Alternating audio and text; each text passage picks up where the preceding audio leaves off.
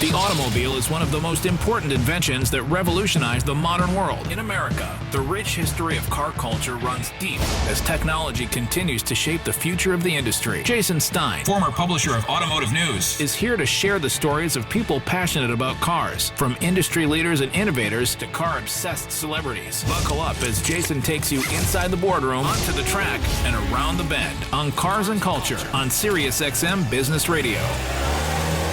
Welcome to SiriusXM's Cars and Culture. I'm Jason Stein. In the ranks of racing, Formula 2 is the feeder circuit into the big leagues. It's filled with hope and talent and determination. And now it's filled with heart-wrenching inspiration. Juan Manuel Correa has his own drive to survive because he's a survivor, driven to return to the only life he's ever known and succeeding against every possible set of odds. Of Juan Manuel Correa and Sean Galeo get very close. Now, what sort of commitment do they have through Eau Rouge actually to Free saying that Huon is a more interesting? Go on! Oh, there's a big crash there. There's a car who lost it. Car has lost it on the way in. Oh no. Oh, that's a horrible accident. By most accounts, JM should have died that day in Belgium at the famous Spa track. It all happened so fast, at nearly 200 miles an hour. Early in that race on the 31st of August, 2019, JM went over a blind corner and barreled head-on into fellow racer Antoine Hubert, who had spun out just ahead of him in the race. Hubert, tragically, died that day. Correa, unbelievably, never lost consciousness, even after registering what was estimated at 87 G-forces at impact. That's 87 times the force of his own body. That is a horrible accident involving the Sauber Junior team. And that is not what anyone wanted to see, a horrible smash at the top of the hill in Radion. Upside down on the track, but still alert, JM tried to pull himself out of the race car and realized he was incapable. His legs were a mess. At that moment, he says he wished he would have died. And so began an unbelievable journey through hell of rehab, painkillers, doubters, and more than 20 surgeries. In nearly 100 stories told on this program, in many ways, today's interview rises to a level of emotion we have not yet achieved. J.M. Correa has a remarkable story, and he's even a more remarkable human. His is a story of inspiration, of perseverance, and the human spirit that lives within a man. And like a Hollywood story, J.M. Correa takes the track in Formula 2 and has every plan to race a full schedule this season. In between the accident at Spa and today is something that no one will ever understand. But let's tell the complete story. And a warning to listeners, many details today are graphic in nature. But he doesn't mind sharing the story because it's all he knows. So the story of J.M. Correa, his journey, the struggle, and the return to the track, as told by him. Hello, I'm Juan Manuel Correa, and this is Cars and Culture with Jason Stein. He's inspirational in many ways. And he's about to head into a whole new season for the first time in 4 years. We're lucky to have him on this program. He is even luckier to be doing what he's going to be doing. JM, what a pleasure. Thank you, Jason. Very, very nice to meet you and happy to be here. Let's start with your good news. Let's start with the fact that, indeed, for the first time in 4 years, you will be starting an entire season. And you have a seat. You have a seat in the F2 program. Tell me how good that feels today. Yeah, it's been a journey, as you know, to be back at this level in Formula 2, which is the step just below F1, where the future stars are brewing, and to have this opportunity is very special for me. Well, I'm sure we'll get into it after, but it's a moment that I was not sure if it was ever going to happen again. So I feel lucky, and I'm really, honestly, just excited and happy to start again and to see what we can do this year. When the news came out that you did have a seat in Formula 2 again, you described it and you said, it's a realization of a goal that has been the epicenter of my efforts for the last 3 years. Tell me about the moment that you heard that you were going to have a seat in Formula 2 again. It was a slow process, very, very political, as is racing. So it all started with the opportunity to do the last race of the season last year. So we were already discussing with a few different Formula 2 teams. We had our goal, and when I talk we, it's me and my sporting manager.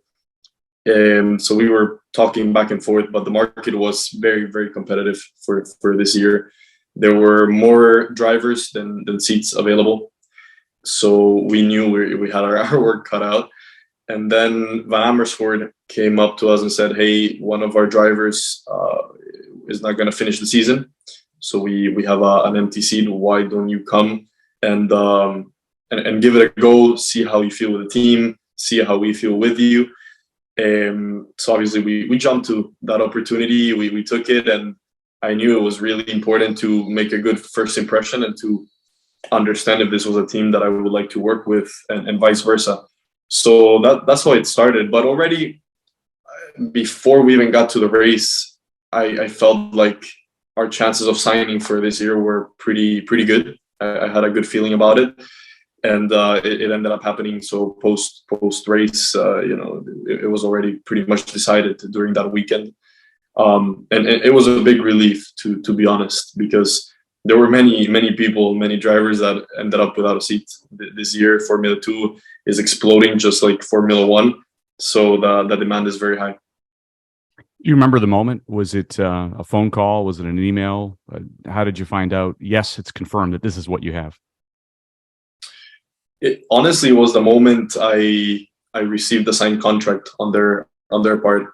Until that moment, everything was yes, we will do it.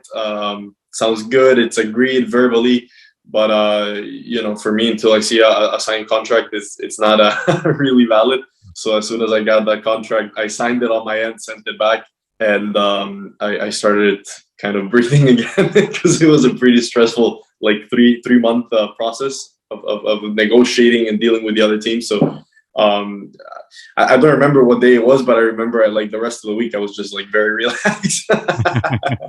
We're floating for sure. Yeah. This is not only the realization of a goal, as I said, and we're going to talk about that journey, but it's also, it goes back to when you were very young. I mean, the fact that you have another opportunity here in Formula 2, and as you once said, you were convinced you were going to make it to Formula 1 when you were very young, which you also said was very naive. But you've been doing this for a long time. You were a motorcycle racer. Actually, your grandparents were even racers. You've had a bit of a family history here, right, JM? Yeah. So nobody in my family has ever been professional. So I'm the first, let's say, professional driver, racer. But I have the passion on both sides. So both grandparents, mom and dad, they used to race on their own time, big motorsports fans.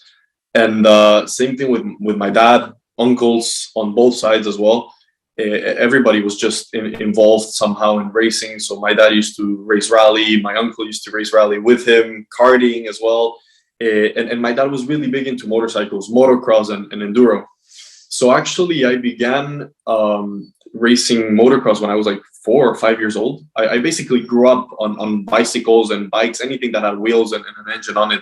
I was ready. And then one day my mom told my dad, it's over with the motorcycles for you. You have kids now. You have to be careful. And my dad was like, okay, what about rally? A car, roll bar, it's a bit safer. So that was my mom's compromise. She said yes. And he began getting involved in the motorsports community. At this point, we were still living in Ecuador, which is where I was born. And through the people he met there, he took me to a go-kart track when I was 7 years old. I tried a go-kart, and I never wanted to go back on the bike after that. I said, this is my thing. Yeah. And from that moment on, then it was pretty standard. Like most drivers, it starts like a hobby, something you'll do on the weekends. It turned out I was pretty good at it. I liked it. I started going during the week to train. So I was finishing school, getting picked up and taken to the track, and I was training every day in the week. And eventually started competing in Ecuador, and I started winning everything. And just year by year, it just gets more and more serious until it takes over your life, basically. And did you miss the bikes? I guess not. Never, no, never. I was so into the go-kart by then that I didn't care about any other sport. And it was the first time you'd ever sat in a go-kart, was at that point? It was the first time, yeah.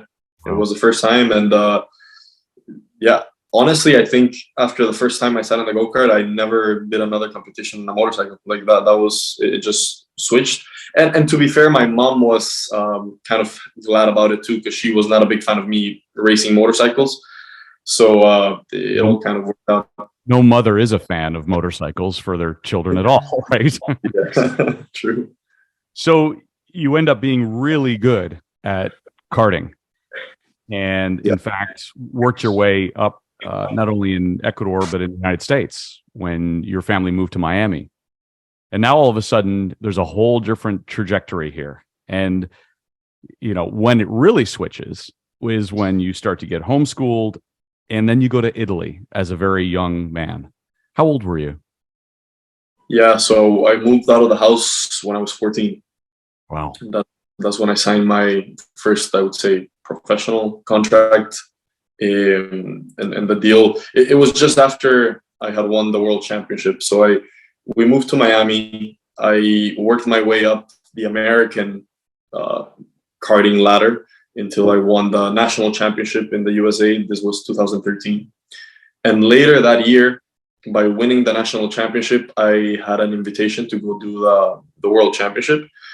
And I ended up winning it, which was absolutely crazy. We were not expecting it. Neither was I.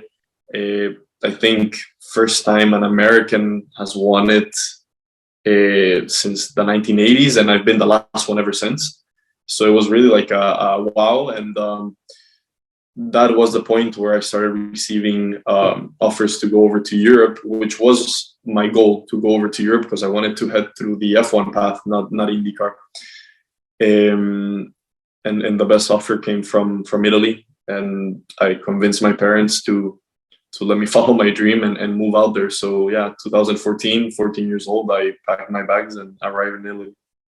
Which was not easy for you. You've described this before as being a very difficult transition to live on your own in Italy. Of course, at 14, you can drive on a track, but you can't drive on the road. So, you were away from your family, and you were actually somewhat depressed at a certain stage, weren't you? Yeah, for sure. I think in many ways doing that was not healthy, for a 14-year-old to pack his bags, go live alone in Italy. Technically, I was not alone. I was living in the apartment of the team owner, but he was never there. He traveled a lot. He worked a lot. And, I didn't speak the language. I had to buy myself a bicycle so I could bike to the store to get groceries and get back home and cook for myself. And I think I spent there about 8 months until I told my parents, I can't do this anymore. The only thing that was really keeping me afloat was the racing, which was amazing. My personal life, my day-to-day was pretty boring there. But on the other hand, I was driving in all the best circuits in the world at the highest level. I was learning so much. So that was very cool. But I realized after a while that if I wanted to continue my path in Europe, I had to find a better balance to my life. So I found this boarding school in Switzerland and moved to the boarding school to at least have other kids to be with and have a little bit more of a life outside of the track. What were those conversations like? You're in boarding school in Switzerland and somebody says, well, what do you like to do for fun? And you go, well, I'm actually a Formula 4 driver. It is. Yeah, it's weird because at that age, most kids don't really understand what you're doing. They don't think it's that serious. And basically they think you're going out to the K1 speed and doing some laps a couple times a week, right? So it's I was used to it because it was the same thing in school in Miami. Like nobody really understood what I did. But there were actually other drivers in the boarding school with me. Logan Sargent, as you know, sure. He was there. Yuri Vips was there with us as well. So we were always kind of like almost like the weirdos that were never there on the weekends. Kids would go party, we would go to the gym. The weekends, everybody would do like a trip to Barcelona or whatever, and we would have races. So growing up through that age, I felt like I never really fit in with the other kids because my life was just so different. It was my reality. And thanks to my dad, I realized early on that I had to consciously decide to, it's either one or the other, but you can't have both. You cannot have a normal social life and a normal kind of teenager growth and be a high level sportsman that wants to be professional at the same time. You have to really pick. And in many ways, it was hard to do it at that age with that level of maturity. It was tough. So then you're working your way through the system, if you will, the European system. I mentioned Formula 4. You won. You were the rookie champion in 2016. The German Formula 4. I think I was second. Second. Okay. Yeah. Right. Well, you were in contention. I was up there. Yeah. You were up there for sure. And you're even moving to a stage where you're getting offered Formula 1 development tests opportunities. There was Alfa Romeo at a certain stage came forward. Yeah. So I worked my way up from karting to Formula 4, from Formula 4 to GP3, which was what we call now F3, basically. And it was after my GP3 season, 2018, that I did the step up to Formula 2 for 2019. That's when my Alfa Romeo deal came, which was basically a development role within the team. And it included a test day in a Formula 1 car, which I did. So everything was kind of going well. Each year it was getting more and more, I want to say, serious, and there was more commitment required. I was traveling more. By that stage I had finished school, so I was kind of like full-time in this, training harder and harder. And my 2019 season in F2 was a big deal for me because it was the step just before Formula 1. I was, I think, the youngest driver that year in the series. I had the development role, so everything was going quite well. And up until the point of the accident, the season had been relatively successful for my first year. So everything seemed to be going well, and then everything changed from one moment to another. Before we talk about Spa, tell me what it was like getting in that Formula 1 car for the test with Alfa. I mean, talk about the fulfillment of a lifelong dream. Now you're in the seat of a Formula 1 car. Yeah, it was insane. Just the whole experience, the starting from the amount of people it takes to run a single car. It's just crazy. You have a whole company there, just for you, and you're the center of the attention. Everything relies ultimately on you, and that was pretty cool. I thought it was going to be like a high pressure, I was not sure how I was going to cope with it, but I actually loved it. I thought it was incredible. And then the actual feeling of driving the car, it's something you can't describe. It's basically all the cars you have driven up until that point, just combined on steroids, and everything just works so well. The car brakes like crazy. I remember the test was in Paul Ricard, France. And we had raced there in Formula 2 a couple months earlier. And my first push lap in the Formula 1, have in mind that the Formula 2 car is not slow, right? It has big carbon brakes. Right. It's a nice car, right? It's fast. It's not slow, yeah. I remember I was arriving in the F1 about 20-30 kilometers an hour faster than in the F2. And I broke at the same spot that I broke in F2, which I thought was like, wow, like I'm really pushing. And the car just stopped, and the corner was still like 50 meters in front. I was like, oh my God, like this thing breaks.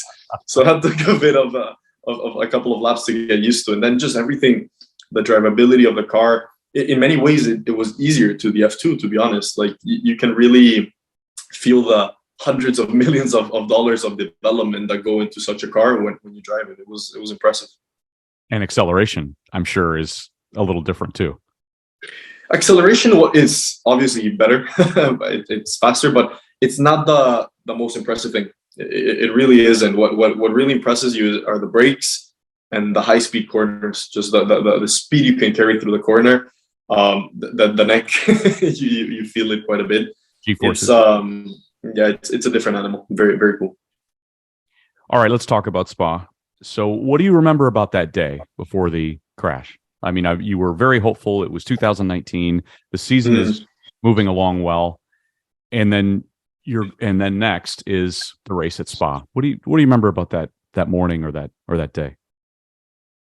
It was about a weekend up to that point. So I made a mistake in qualifying, and I think I qualified 16 or so. So it was not good. So the crash was Saturday morning. It was just like any other Saturday morning, wake up early, got to the track. My parents were there watching the race that weekend. So I saw them in the morning. I think I had breakfast with them, actually. And then my goal was just to make up some spots and see if we could get some points in the race. It was going to be the feature race, so the long one.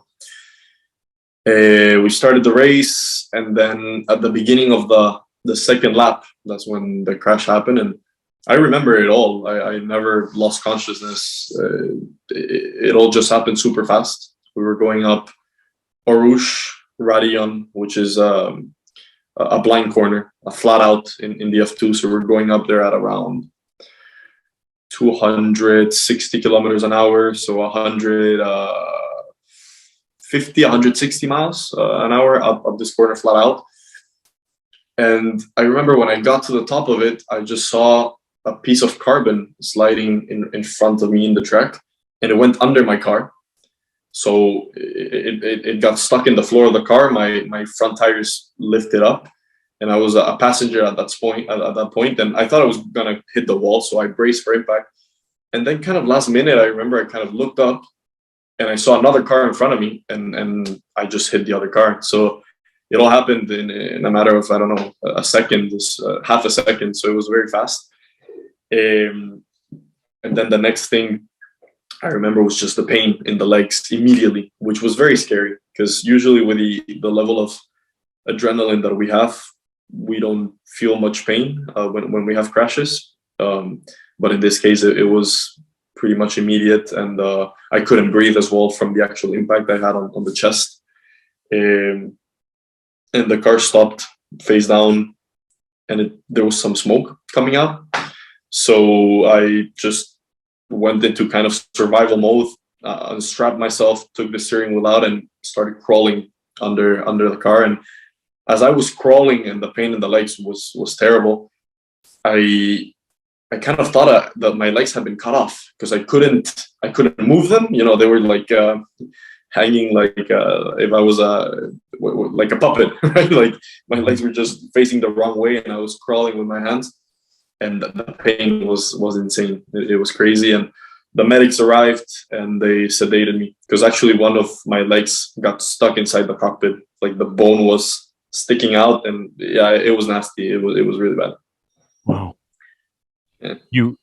You reached a peak impact force of, it was registered at 81.8 Gs. That was the impact force. But you didn't, as you said, you didn't black out. You were completely conscious.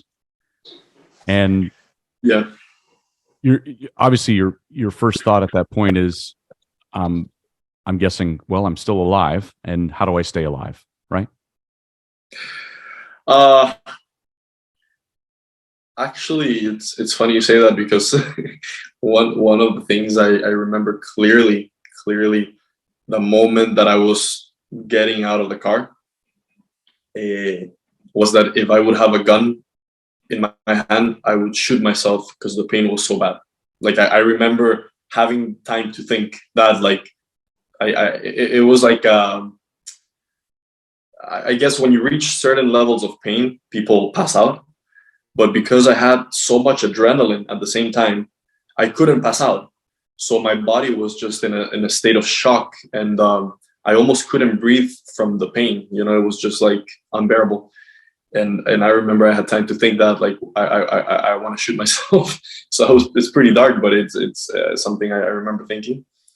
And then I got sedated, and basically woke up the next morning in the hospital after the first set of surgeries I had done.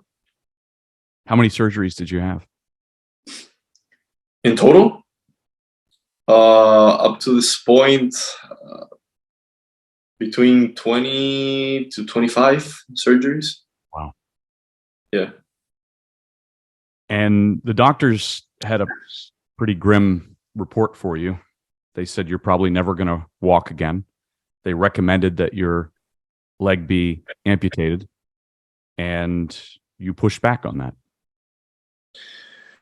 Yeah, well, it wasn't that simple. When I woke up the day after, the report was not that bad.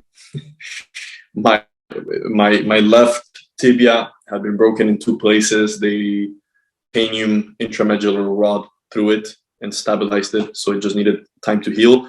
And then I had some very severe nerve damage in the left foot, which we were going to have to work on with therapy.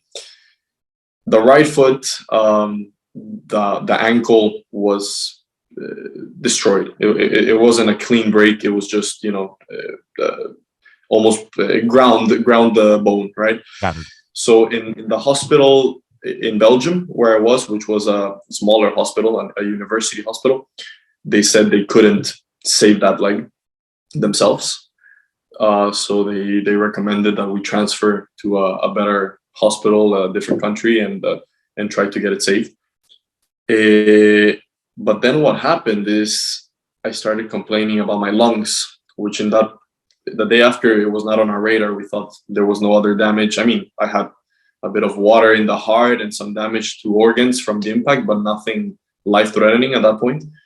And then slowly, over the course of the next 2 days, my breathing became more and more difficult, and we realized that something was happening with the lungs, and it was getting worse.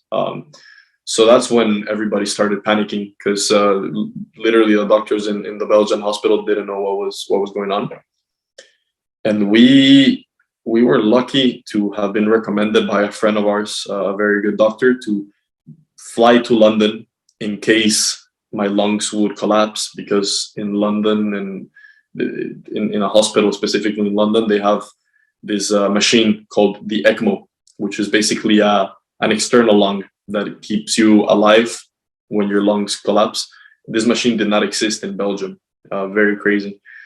So against the doctor's recommendations in Belgium, my dad got a medical plane and took me to London. And the day I landed, the morning after I landed, my lungs collapsed completely. And through this, I'm making a short resume, but it was basically 3-4 days of drowning in my own lungs slowly, like I couldn't breathe. And they were trying everything, tubes. They were putting those masks that they do with the COVID patients to like pump oxygen into the lungs. And it was just getting worse and worse, until at one point I flatlined, and I thought I was dying at that stage. I said goodbye to my family, and that's when they put me in the induced coma that lasted 2 weeks with this ECMO machine. I came out of that miraculously on the other side after 2 weeks. But then, while all this was happening, my right leg had an open fracture through all of that. So I was basically on the line all the time about, while I was in the coma, if they found an infection in the leg, they had to cut the leg off, but they couldn't cut the leg off because with this ECMO machine, you have so much diluted blood that you will bleed out. So if there was an infection in the leg, I was going to die. But, it was like we couldn't do anything. So as soon as I came out of the coma, the first thing they asked me was like, okay, what do you want to do about your right leg? Because now the situation is critical. And that's when they said, we think you should amputate it. We think all the bones in there are going to be dead at this stage. They've been almost 3 weeks without any blood flow.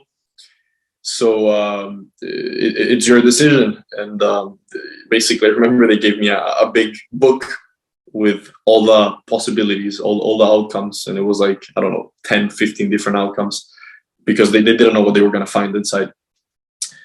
And the easiest was going to be amputated, clean amputation, and be walking again with a prosthetic in two months. But I was already thinking then about driving again, and I didn't want to use a hand throttle because I feel that unfortunately, if you are a driver that needs a hand throttle, it closes a lot of doors in like endurance or any series. Like it's just one more hassle for the team to adapt the car to you. So I didn't want to go through that. So that's why I opted to risk and go into surgery. That the surgery could have killed me actually, because it was such a long surgery, so short after the coma that my lungs were still not fully recovered. So they didn't know if I was gonna make it through the surgery, which ended up being 17 hours. So yeah, it was all. I mean, I could write a book about everything. This is a very short explanation of kind of how it went down. When did you find out that the driver who you hit had passed away? I found out the morning after I think it was the day after the crash. And I found out by accident. So they were my parents wanted to tell me themselves when I got a little bit better.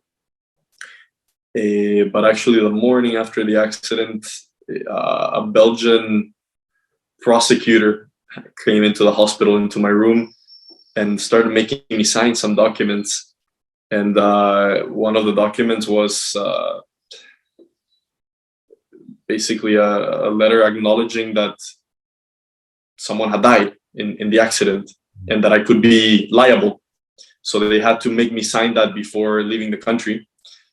And that's when it all kind of, I connected the dots and I was like, what? Like, I didn't know. And then I remembered, oh, that's right, I hit another car, because that hadn't really registered, like everything happened so fast.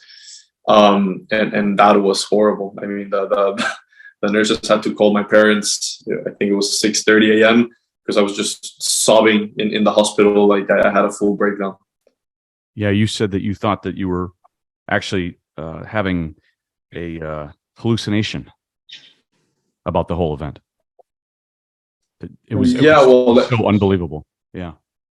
Yeah, it was like a bad nightmare that you wish you're gonna wake up from.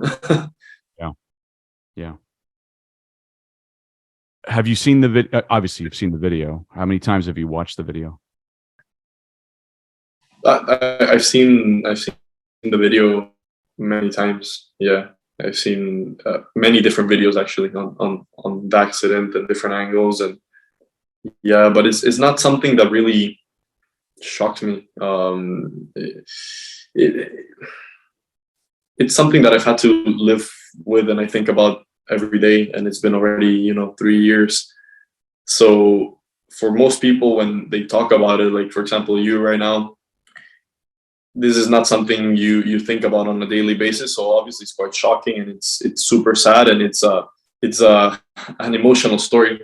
But for me, it's just my reality. It's what I've had to go through. So it doesn't affect me anymore, to be honest. And the video as well, like many people say, oh, you must not like watching the video, or you don't like to talk about it. Not at all. I mean, it's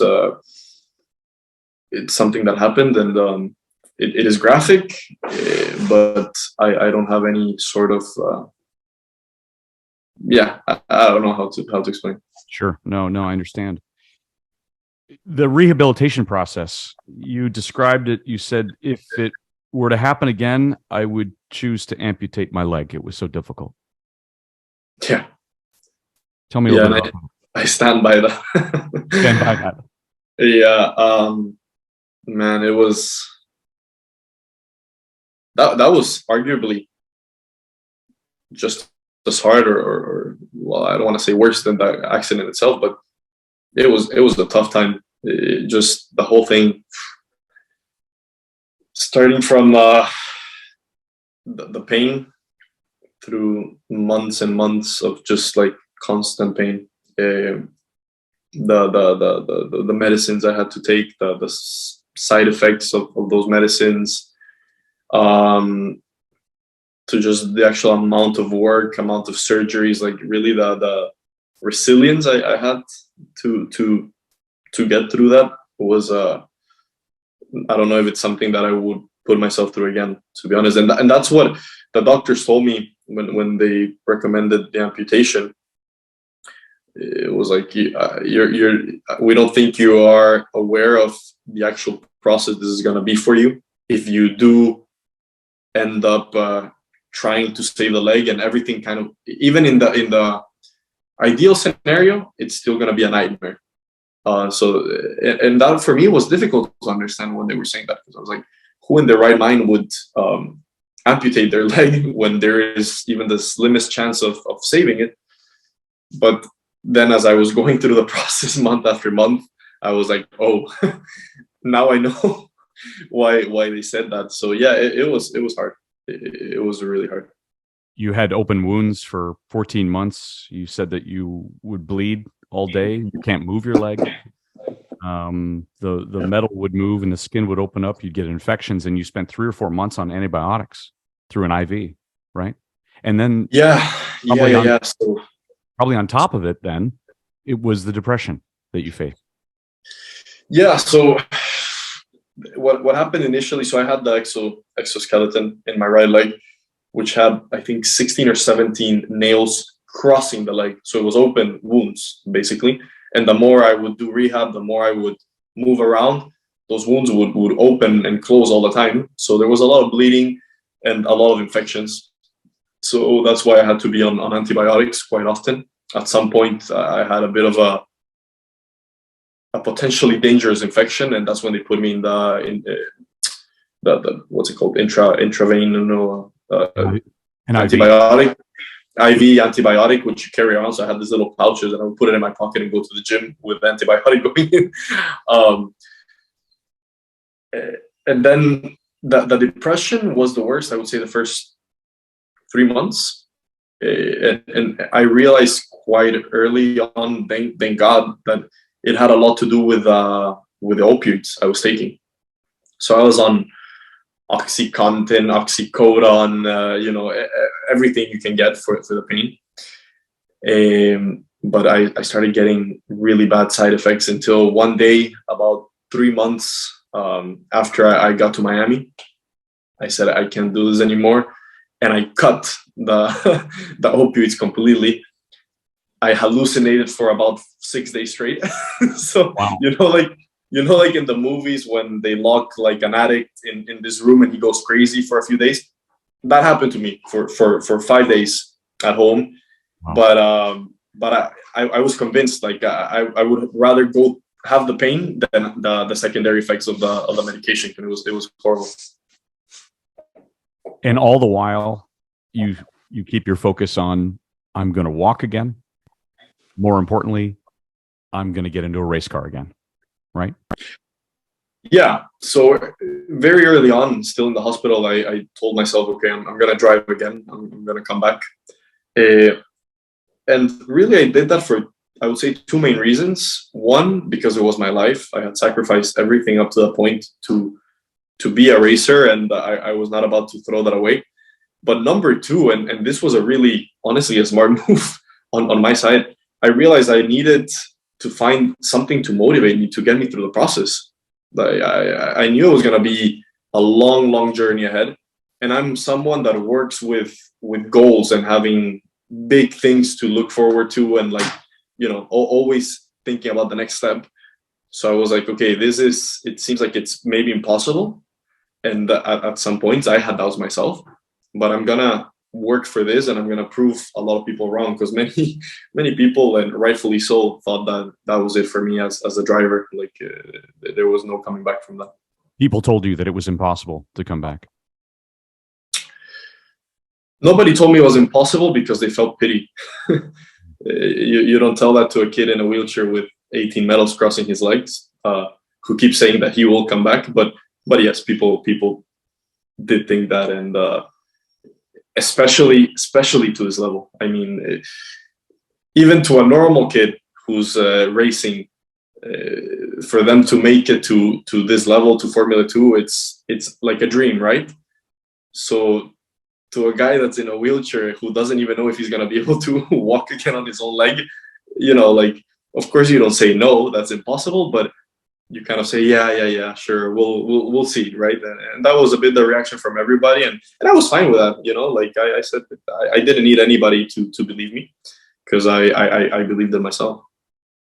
Was there anybody who you turned to for inspiration, or who really kept things together for you?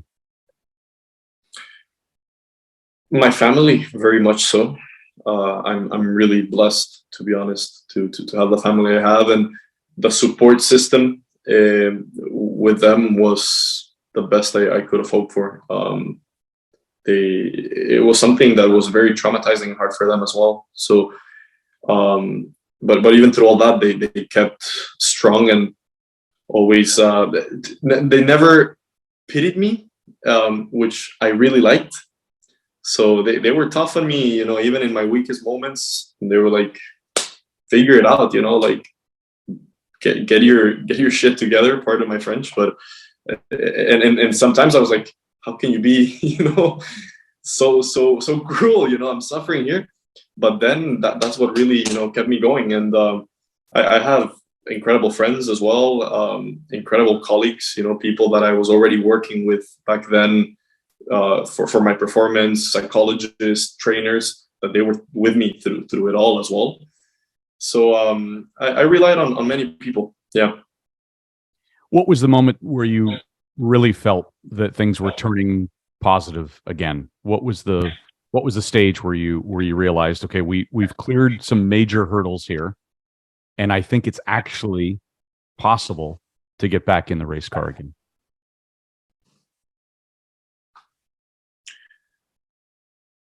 There were always little hurdles that we were clearing. So initially was surgeries, right? So this was the roadmap of the 15 surgeries we had to do through the year, and all the steps. And we were just ticking them off. And I was doing so much rehab, taking so many supplements, that everything started going a bit quicker than we had anticipated. So, most of the time, more often than not, we would go in with scenario A, which was good, scenario B was and scenario C was bad. And most of the time we were coming out with the best possible scenario. So it was like, okay, this is positive, but there's still like 20 other steps. I would say the moment I realized, okay, like I'm going to be back in a car sooner rather than later, was about a year into it, when I started actually having conversations with the teams about coming back.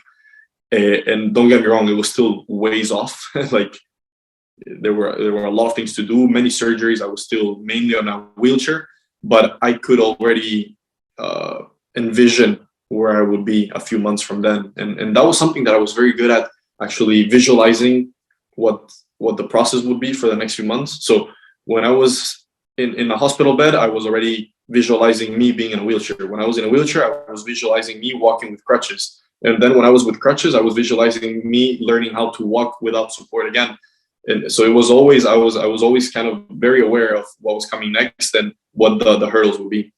So yeah, like late 2020, I started trying to sign a contract, and I knew it was gonna possibly happen if I didn't mess it all up, because there were a lot of risks we had to take in terms of surgeries and procedures that were unorthodox in order to speed up the process. So there was a bit of risk involved.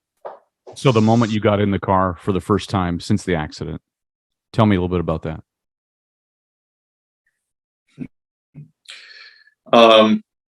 It was strange. It was strange. To be honest, I think the first day back, I didn't even almost realize or fathom what was happening. I was just kind of like, okay, like I guess let's go. And quickly it was like, riding a bicycle. Like I felt right at home. I do remember though that everything felt like it was so fast. The first test we did was in a GP3 car, which is a very similar car to an F3.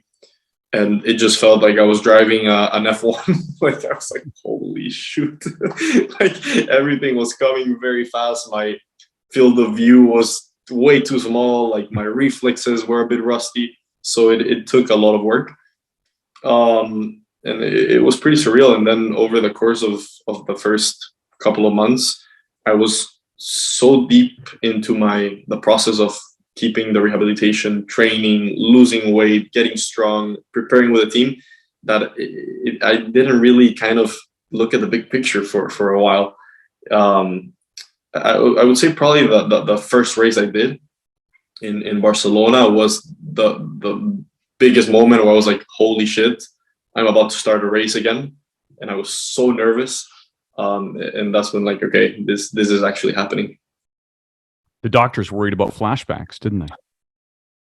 Yeah, so they were very worried initially that I had PTSD, Right. which we kind of discarded early on. Obviously, as you can imagine, through this whole process, there was a lot of psychological recovery as well, and many different tests I had to go through because it was a very traumatic event. And they did worry that maybe getting back into a race car would trigger some PTSD or, you know, some sort of reaction.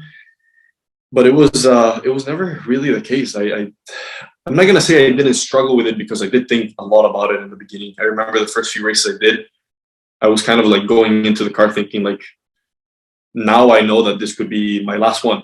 Really, like after what I lived through, I've realized like the actual risks we're putting ourselves through. And I did think a little bit too much about that, but it was also never affecting me because I was okay with the risk. I was just more aware of it. And then slowly over the last 2 years that I've been competing again, that has gone away and I don't even think about it again. So it's almost like my ignorance in that sense is back, which in a way is a good thing if you're a racing driver. And you've been back to Spa. You actually stood in the spot where the accident occurred. What was that like for you? Yeah. It was pretty emotional. The first time I raced there again, 2021 in Formula 3, it was a bizarre feeling. And Spa is still a place I love. It's still one of my favorite tracks, even after what happened. So I enjoy going there a lot.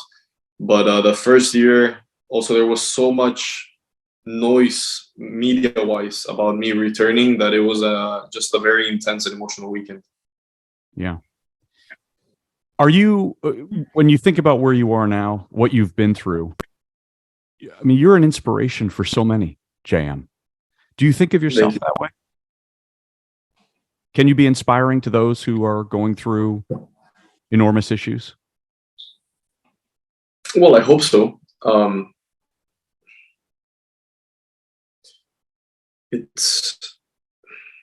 Sometimes it's difficult for me to see it because it's my day to day, and I do things for myself, right? And I'm just trying to do the best I can with what I have. And if my story and what I do inspires others, that makes me very happy. I like helping people. It's one of the things that makes me whole in my heart.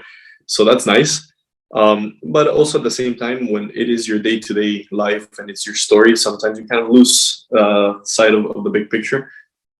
So it's nice actually to have these kinds of conversations where I get to hear that and see kind of what I've lived through from a different through different eyes and how they see that. Yeah, It's almost like watching your own movie, isn't it? in a way it is. And talking about movies, I'm working on a documentary. Actually, it's something I've been working on since pretty much the day after the accident. I started recording and getting footage of everything. And early on, when I realized how big of a deal it was and the recovery I was gonna have to go through, I realized like, okay, we should really get all of this on camera because. And then I was thinking about other people. I was like, I want people to see what I'm gonna try to go through, and if I do go through it and come out on the other side, I want to show that and help people do the same. So yeah, it's something we're working on and it's still ongoing, and hopefully can be produced soon. Well, it won't be just a documentary; it'll be a feature film that somebody will do of you at some point, I think. That would be cool. Yeah. What is this year? Finally, what does this year mean to you? For me, this year, it's a comeback into Formula 2, which is, it's almost like finally I can start from scratch, like where I left off, I'm back there. And